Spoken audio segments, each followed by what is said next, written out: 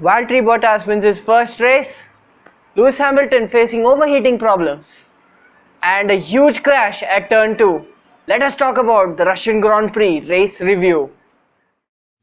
Just me and my guitar.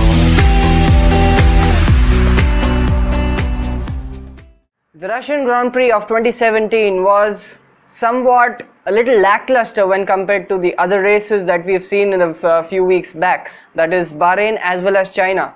Russian Grand Prix takes out the strategy element, as we can run, the teams can run their whole race with just one stop.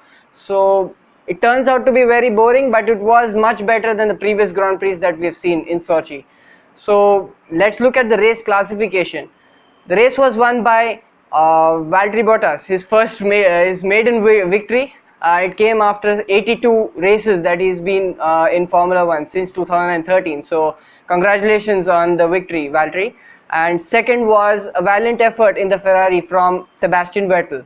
Third was his first podium of the 2017 season, Kimi Raikkonen. He takes the podium as I have predicted. Check out the predictions that I've given. Fourth was Lewis Hamilton. Forgiving. Yeah, he needs to forget. He totally needs to forget this Grand Prix now. And he needs to get past and go to Barcelona with a fresh face and start again. Fifth was a lonely drive from Max Verstappen. Sixth was Sergio Perez, and seventh, the other teammate of Sergio Perez, Esteban Ocon. So Force India, a strong weekend for them. Sixth and seventh, very well done for them. Eighth was Nico Hülkenberg, again consistency, as I've told in the previous videos. And ninth was Felipe Massa. He was running sixth, but then he slipped down to ninth, and I'll talk about that in the highlights section. 10th was Carlos Sainz. So that was a very good, very bad pause actually, but Carlos Sainz took 10th position, and the final points for Russian Grand Prix. 11th was Lance Stroll, the other Williams after Carlos Sainz, and 12th was the local boy, Daniel Kvyat. 13th was Stoffel Van Dorn, and that was much better because he's finished in front of both the Saubers. So well done for finally McLaren getting some finishes in.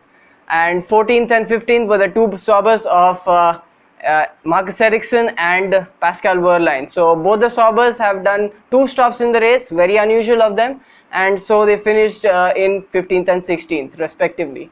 There were 4 retirements. Let's start about, it was before the race started actually. On the formation lap, Fernando Alonso and his demons of the Honda engine continue. It's not the Honda engine that has caused the problem for him this time. It was the ERS issue. So the battery just not charging, maybe there was no power, and so he had to stop. And he was so disgusted that he didn't want to try. The team was just pleading to him, just try it 3 more times, but then he said, you can come and try on your own. So he was so disgusted at that time. The second retirement and the third retirement collided with each other. That was Romain Grosjean and Jolyon Palmer. Okay, both of them collided on turn 2. It was like Jolyon Palmer was pinched in between a Sauber and Romain Grosjean. Romain Grosjean was on the inside, so Romain Grosjean had an initial contact where his rear left tire collided with Jolyon Palmer's the front wing. So he just turned in and they smashed together and went right into the barriers. Also another incident on lap 1 was Lance Stroll. He just spun around, so there was a strange spin at about turn 4, I think. So after that it was just catch up for Lance Stroll, and still he did well to get up to P11. Another retirement was Daniel Ricciardo on lap 7. So he had overheating in the brakes on just lap 7 itself. So and we found out that the issue that Ricciardo he faced in the Russian Grand Prix, it was just the same what Verstappen faced in Bahrain just 2 weeks ago. So Red Bull need to pull up their socks and work really hard on the brakes. So this is not done. So let us talk about some race highlights. Give them prayer hands, say what's up America. Half of you should know me, right? So let us look at the start of the race, and before looking at the start, there's a formation lap. So during the formation lap, we had a retirement, that was Fernando Alonso, and because of that retirement, we had an aborted start procedure, and so they had to go out for another formation lap, an extra formation lap. After that, there was a blistering start from Valtteri Bottas from third on the grid. He benefited from a slow getaway from Kimi Raikkonen, and he blitzed past Sebastian Vettel on the run down to turn 2. So he was leading the race when after we came out of the effective first corner of the Grand Prix, that is turn 2. And also another incident that happened at turn 2 itself was Jolyon Palmer and Romain Grosjean. They crashed into each other, as I told you, and also there was another car that was running wide. There were many cars, I think 3-4 cars that ran wide at turn 2, but there was one car, that was Kevin Magnussen.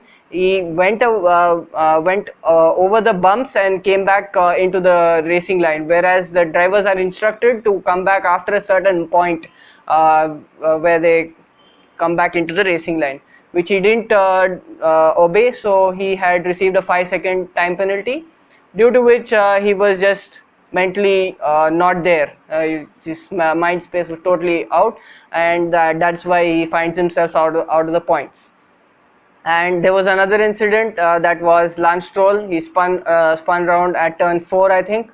I don't know what caused it. I couldn't catch it on the TV. So that was another incident that occurred. And due to that accident between Palmer and Romain Grosjean, we had a safety car. So when the safety car was just going into the pits, there was a very good restart from Bottas again, and he slowly but steadily, the gap between him and Sebastian Vettel grew up to about 4 seconds, and maybe a little bit more than that.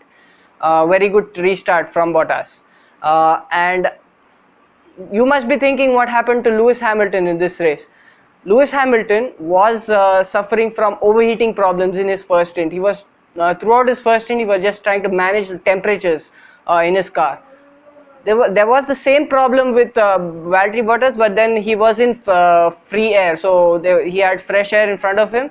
That didn't have a lot of problems to him. But when Lewis Hamilton was there, it was Kimi Raikkonen in front of him. So he was getting a lot of dirty air, and that just compounded his problems. So bad first stint for Lewis Hamilton. He was just playing catch up the whole race, and finally he couldn't. In his second stint, he couldn't catch up to Kimi Raikkonen to get third and get up on the podium. So it was a bad race for him, and a lonely fourth finish, you can say. He finished about 22 seconds behind his teammate, and that's very unusual, as you can think. It's a very forgettable Grand Prix for him. Fifth was Verstappen, and it was lonely, as I've told you. Seventh lap, seventh lap, as I've told you, Ricciardo suffered a brake failure. It just suddenly we was running properly in the race, and suddenly we see Ricciardo just moving, going very slow and moving aside from out of the racing line. And after we see, he just goes into the pits, and after they go into the pits, you can see the marshal just raising this sign, and it was a bad sign for him. He had to retire his car. It was, I think, overheated drum brakes. Brake drums that caused the problem. It was the same that occurred with Verstappen. So dismal Grand Prix for Ricciardo.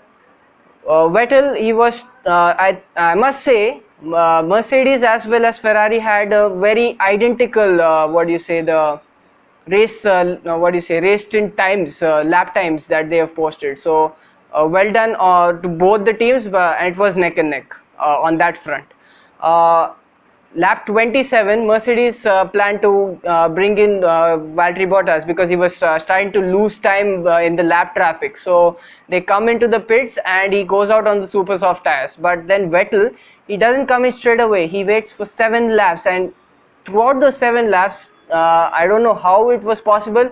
In those worn ultra soft tires, he was able to match Valtteri Bottas' pace on brand new super soft tires. So that was very commendable from Sebastian Vettel. And he after his stop, that was about 34th lap. He came out just 4 seconds behind Valtteri Bottas. So effectively, he didn't lose a lot of time. And also towards the end of the race, with those brand spanking new super soft tires, there was a very good push that he gave to Valtteri Bottas. But ultimately, in the end, you have to talk about Valtteri Bottas keeping his own under the pressure. So very well done, and he totally deserves this victory. And salute from me on that. Also, another incident that happened, it was not a very big incident. It was Felipe Massa running in sixth position. He was going really strong, but then he suffered a slow puncture. So because of that, he had to come in, and he had to make an extra pit stop, and that moves him down to ninth position. And Williams losing vital points to Force India, who by the way have I think taken the bar up for the fourth place in the constructors championship. Both the Force Indias finishing 6th and 7th. It was the highest finish for Esteban Ocon of his career, 7th. So well done to both the Force Indias. And local boy Daniel Kvyat, he didn't have a really nice race, so he didn't finish in the points. So let us talk about the race that is going to. Let us talk about the news that will come after this Grand Prix. There was some news that was going around this weekend. That was Force India and Red Bull both bringing B-spec cars. So totally, they are going to bring some really big updates to Barcelona. What do you think about their cars? What kind of upgrades they can bring, and will that help them in their constructors championship? Especially, I think it's a very intriguing fact that Red Bull, who have not been able to do anything in this championship fight, will they be able to close the gap down, and maybe if not go for the wins, can spoil the party for Ferrari and Mercedes by getting onto the podium? And another news also that came up during the race weekend was Sauber. They finalized the deal with Honda for getting cheaper engines. So what do you think about that as well? Please do comment about that. If you like the video, please do smash the like button, and also subscribe and follow me on Instagram on the Lollipop Man Talks. I'll put the link in the description as well. So and let us see what happens in Barcelona. Red Bull and Force India. Interesting times are going to come. So see you later. Bye.